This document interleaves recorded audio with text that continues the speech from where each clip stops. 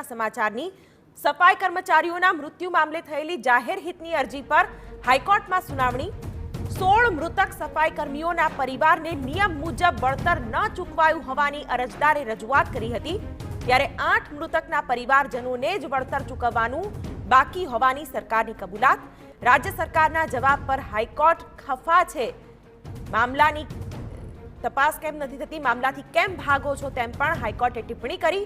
અહીં કોઈ લિસ્ટ સામે લિસ્ટની રમત નથી રમતા તેમ પણ હાઈકોર્ટે ટકોર કરતા કહ્યું છે ત્યારે પૂરતો સમય આપવા છતાં એફિડેવિટમાં જવાબ નથી રજૂ કરાયો તેની નોંધ પણ હાઈકોર્ટે લીધી છે રાજ્ય સરકાર તરફથી બાકી વળતર મુદ્દે કોઈ જવાબ ન મળતો હોવાનું પણ કોર્ટે નોંધ્યું છે